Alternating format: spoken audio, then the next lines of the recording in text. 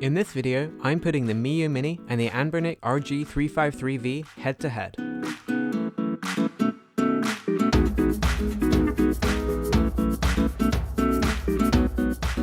Hello and welcome to Retro Breeze. In this video, we're going to look at two devices, the Miyoo Mini and the Anbernic RG353V. At first glance, it looks like these two could almost be brothers, but they're actually very different devices that fulfill very different purposes. In this video, I'm not going to drill down to the core and discuss specs, benchmarks, RAM, CPUs, and things like that, because in terms of performance, these two devices really cannot and should not be compared. They sit squarely in two different brackets of performance. However, I will focus on the tangible comparisons and contrasts between these two devices in real-world use, including which one can emulate what. So let's get right into it, starting with the size of each device. There's no doubt that the Miyoo Mini's small stature is one of its key selling points. It's approximately 93mm tall, 65mm across, and around 18mm deep at its deepest point. It weighs absolutely nothing. Okay, 110 grams approximately, maybe a little bit less than that. The RG353V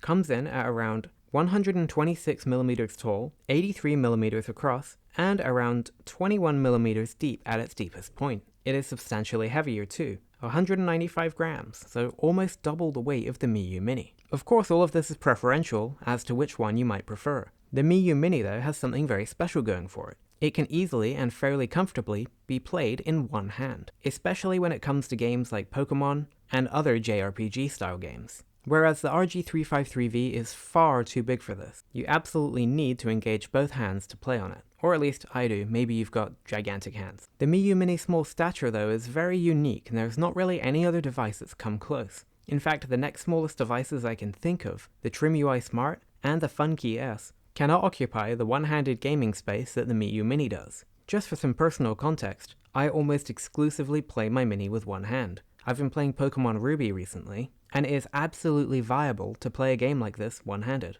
Even if you were, for example, on a crowded bus with one hand up on the bar, you could still play your game on the Miyoo Mini. On the other hand, the RG353V is just far too big for this, and so playing on it is a much more engaged and deliberate experience. Of course, when it comes to size, we have to talk about the screen. The Miyoo Mini has a very small 2.8-inch screen, whereas the RG353V has a much larger 3.5-inch screen. That doesn't sound like a lot, but we're talking diagonals here, so it ends up being pretty substantial. Both the screens have the exact same resolution, that is 640 by 480 pixels, which is plenty on both screen sizes. Technically, this means that the Miyoo Mini screen is sharper than the 353V, but in reality, you really don't notice much of a difference, and games look great on both, as long as you have a V2 or V3 Miyoo Mini. And both the screens are bright and colorful. They also both have very good viewing angles as well. Alright, so now let's talk about controls. And with the Miyoo Mini's tiny stature comes a limited control setup. You have a D-pad, 4 face buttons, start select, and 4 shoulder buttons. And that is it.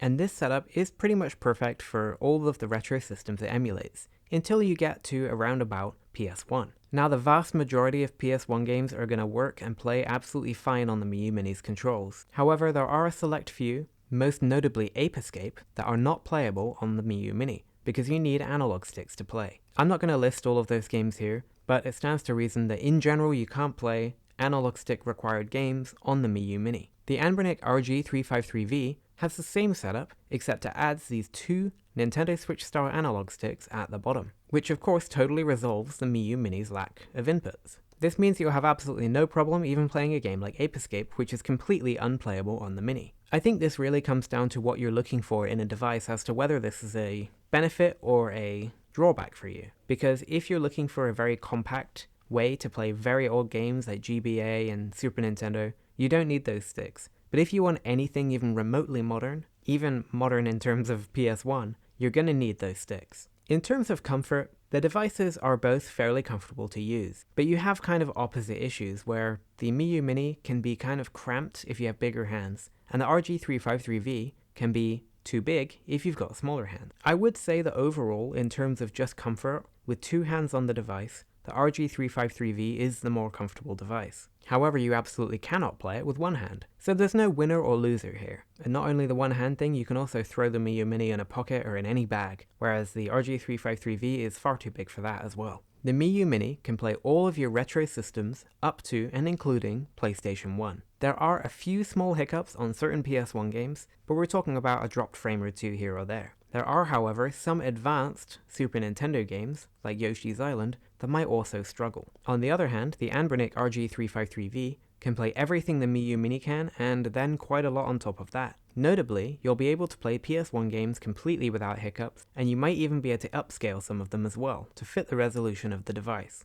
Though I would argue you don't even need to upscale on the Miyoo Mini because the screen is so small. On top of PS1, the RG353V can also play Sega Saturn, Sega Dreamcast, PSP, Nintendo DS, and even some Android games as well. As I said earlier, these two devices sit squarely in different brackets in terms of performance. I would say the Miyoo Mini is very much a low-end emulation device, and the RG353V is very much a mid-range emulation device. Performance is a bit of an apples to oranges comparison here. Let's talk about operating systems. One of the Miyoo Mini's real strengths, and one of the reasons it's become so popular, even in a bit more of a mainstream sense, is its simplicity in its software. It is incredibly easy to use, whether you're on the stock firmware, or one of the handful of custom firmwares available like Onion OS. The Miyoo Mini software puts your games at the forefront of your experience. There is very little tinkering and tweaking and messing around to be done, especially if you use something like Onion OS. Everything's done for you, and all you need to do is jump into games and jump out of them as you please. In fact, the Miyoo Mini can go from a completely powered off state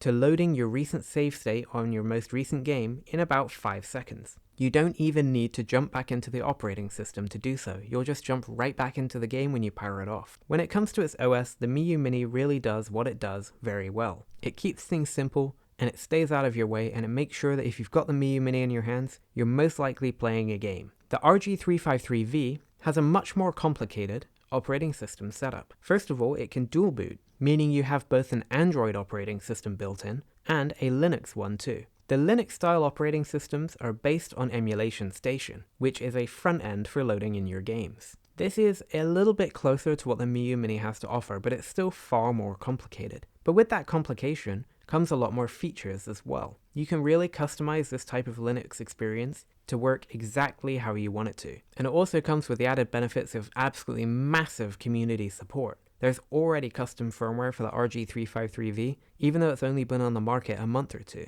On the other side, you have Android. This is a full Android installation minus the Google Play Store. However, there are a couple of methods out there right now which let you install the Google Play Store as well. Obviously, Android is a very, very different setup to something like the Miyoo Mini. The customization and flexibility of this operating system is basically endless. It may not be the most accessible operating system ever, but it absolutely is the most flexible ever, in my opinion. Even more so than the Linux-style installation. Any app you can download and install on an Android phone, you can do it here. You can at least try it at least. And for the most part, things work really well, including Android native games, which is just impossible on the Miyoo Mini. It's really going to come down to your personal use case, which of these is best for you. I find that the Miyoo Mini's software is the software that I wish every other device I own had. It's so convenient and simple and easy to use that it makes every other operating system seem like calculus in comparison. I also love that the Miyoo Mini puts your games at the front, not tinkering,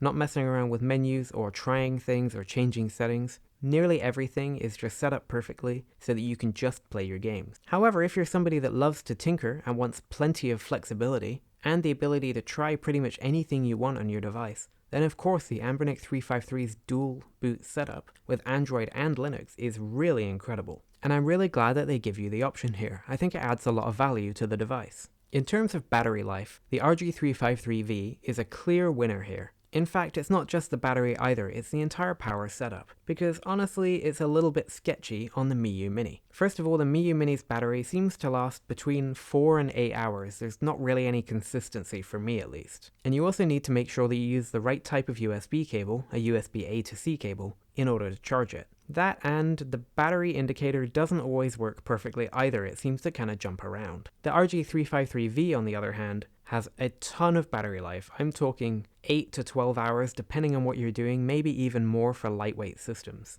And you can plug it into pretty much whatever you want and it will charge just fine, and quickly as well. So really, I've covered pretty much everything I can with these devices. But the reality is, and it's really dawned on me as I've been making this video, is that the Miyoo Mini and the RG353V aren't so much brothers or cousins as they are polar opposites, and I find it really difficult to compare them in any really helpful way. Either you want an ultra portable, very small system that you can play with one hand for playing retro games, in which case you'll go for the Miyoo Mini. Or if you want a bigger, more engaged, more powerful, more flexible, in some ways, device, you'll go for the RG353V, especially for those dual analog sticks. Now this video was never about who is a winner and who is a loser, but I think it's nice to highlight that whereas these two devices look very, very similar, they really aren't at all, actually. They're not even remotely similar. And they both fulfill their intended purposes very, very well. Now again, this isn't a review of these devices either, but I will say that I really enjoy both of these devices.